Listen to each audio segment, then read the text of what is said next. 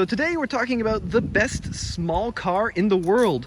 The most fun you can have for the least amount of money. This vehicle is durable, super cheap to maintain, and an overall great value. And there it is, the first generation Honda Fit. Now I know what you're thinking, don't tune out just yet, because in this video we're going to talk about why these little Hondas are just an all-around great vehicle that should definitely be on the top of your list if you're looking for an affordable little runabout. Now the Honda Fit debuted in 2001, but here in the States, we didn't get them till 2007. This one is actually my grandparents' Honda. I'm down here in Florida visiting them, and every time I come down here, I fall more and more in love with the little itty bitty Fit. Now, why is this so cool? Well, first of all, you can pick them up for almost nothing. These are just a couple of $1,000s, but for the money, you can't get anything better in my opinion, because first of all, they look pretty cool. Now in some parts of the world, these are kind of considered old people cars, and maybe my grandparents buying one doesn't help that case, but if you get the sport trim like this, it gave you some pretty cool looking little goodies. So first of all, you got the spoiler down here, a rear end almost diffuser, 15-inch alloy wheels, that's right, 15-inch alloys baby, and side skirts. Now, it's no Ferrari, but I think it's got kind of a pretty cool look, especially with the low front end. Now, my grandma, being my grandma, has driven it into more than a few curbs, but that's just gonna be something we have to live with because it's not really worth fixing at this point, going on 12 years old. Some cool things they did with the Fit is I like how they paint matched the inside of the headlight buckets with the exterior color, and there were a bunch of really cool colors, including this bronzy coppery color, which is definitely the top of my list in terms of my favorites. Now let's talk about the engine option. Abroad, these had a bunch of different 4-cylinders. There's like a 1.2 all the way up through 1.4, but here in the States we only got one engine option, a 1.5 liter 4-cylinder with VTEC.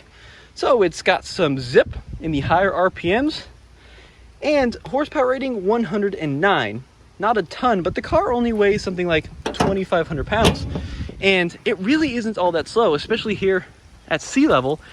It zips along with a lot of confidence. And once you get it up above 4,000 RPM, that VTEC kicks in and you can just go screaming down the street at pretty much any speed imaginable. You can really keep up with some larger, more powerful vehicles. The key, super basic. You know, blade style key with 2 buttons, lock, unlock, and then one more down here for panic. And the interior has held up superbly. So they put about 73,000 miles on this car in the last 12 years, and it's lived about 40 feet from the ocean its entire life. And every other car they've had down here has just been ruined within the first 3 to 5 years, but not the Fit. The dashboard is in one piece, even baking under the Floridian sun. There's no major rust to talk about. It's just done brilliantly, and we'll talk about reliability here at the end. So, starting her up, it's a fairly basic affair. Take the key, put it into the ignition. It does have some kind of funky Honda chimes going on. Foot on the brake, and crank it over. So you can see there, 73,000 miles. The only issue currently with this car is a TPMS warning, but that's because they cheaped out when they put new tires on it and didn't get these sensors reinstalled. Now the dash layout is kind of unique. A lot of black plastic, but I like what they've done here with the central stack. You got these kind of round, funky vents that look almost alien-like. The radio is integrated into the center panel, so it's not one that you can really simply change out, but it's a good little unit. Main knob there for volume, some controls along the side for settings, and then buttons down the middle for presets.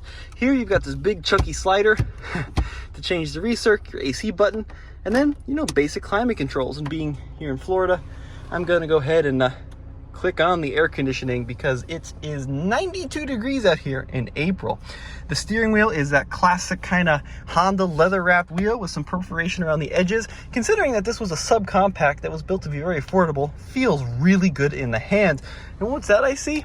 Paddle shifter. So if you got the sport trim here in the States, you got a sport mode here on the transmission and real paddle shifters. And speaking of paddle shifters, this is a 5-speed automatic. So abroad they got the continuously variable, but here in the States we only got the 5-speed automatic, or the 5-speed manual. They're both good. Really is actually pretty quick to respond, being a conventional torque converter automatic. It's pretty impressive, and the paddle shifters are just like a fun thing to have. Now the door panel, also pretty vintage Honda with this clothy material and this kind of scratchy black plastic. Power mirrors in this model here on the dashboard. We also have power mirrors, power windows, power door locks, that kind of thing. It's pretty well equipped though. I mean, it's very basic, but it does have some nice stuff, like down here, you know, power outlet and an aux port, so you can listen to your modern tunes even with the older radio. Now this is the original price, $18,895, and these cars were in hot demand. So you can see there was a market adjustment, but I remember when my dad went and bought this car, he said, no way, we are not paying that market adjustment. So I think we got it for a little bit under that total price. You can beat it with vehicles like the Toyota Yaris, if I remember correctly, but this was just so much more fun to drive than the Yaris.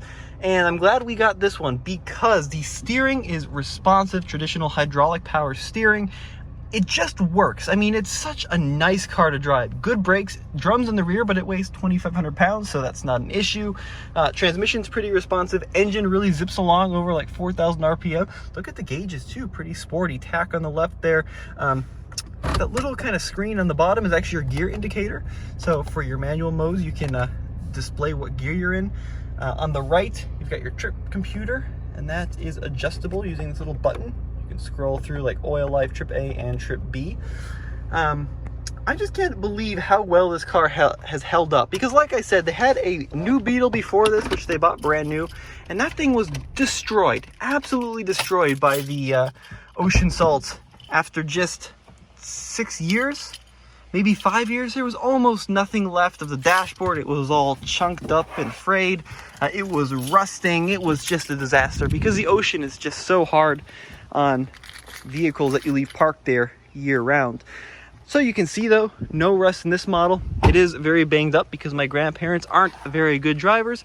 It never gets maintained, to be brutally honest with you, and it just keeps coming back for more. It's been an absolute trooper. Now, kind of one of the fun things about these early fits was the rear seat. So rather than placing the gas tank under the back seat in this area, the fuel tank is underneath the driver's seat. And what that meant is you had a ton of space and a ton of adjustability here for a rear passenger. So this is my driving position at 6'1", and I have plenty of legroom and tons of headroom, which is surprising for such a small car. So many of the newer cars have much less room than this. The seats are pretty good. They're got kind of this more durable fabric here, and then like a velvety, I don't know, old school material here with these little geometric patterns, but they've held up well and they're pretty comfortable. Nothing to really brag about. Now in the back, you got one cup holder there and this square one. There is one map pocket full of my grandma's old terrible CDs, and right here is no map pocket. It's worth noting. Some other cool things, like this is really neat. It's got these standard side curtain airbags. Oh, I just noticed the other cup holders. So there are additional cup holders there in the door. That was pretty thoughtful, Honda. Now the coolest part about the setup is, because the gas tank isn't under the back here, the seats fold completely flat, and they are so close to the ground. This is probably 2 feet, maybe less than 2 feet from the actual surface. It's hard to express just how low this load area is. So it's very convenient for loading large and long items. This also folds up, and then the seat bottom will rise as well. This little bracket will fold into itself like that, and then you can load tall items. I think this was called tall mode. It does have the rear wiper. Pop it open. It does have the parcel shelf. We fold that seat down so you get a better sense of it. Yep, really long, really deep, and super accessible. I don't think there is much else underneath the floor. Nope, just this temporary spare tire. But you'd be amazed at how much stuff you can slam into the rear of the fit.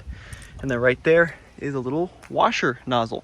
Overall, the Honda is one of the best small cars I've ever driven. It's a ton of fun, decently quick, really good on fuel. I think probably high 20s is to be expected. And if it survived 7 years of my grandparents driving it, no, more than that, 21, 11, if it survived 14 years, geez, of my grandparents driving it, it will survive your family as well. So definitely check out the Honda if you're looking for a first car, or a car for a teen, or just something fun for you to run around in. It's had no issues, and I mean no issues, over 13 years, 14 years now, and I just love it. I don't think we'll ever sell it, because whenever I come down here to Florida, I just love driving it. Well, as always, this has been Tommy with the Fastlane car and the Fastlane truck. Check out TFLcar.com for the latest and greatest in new car reviews.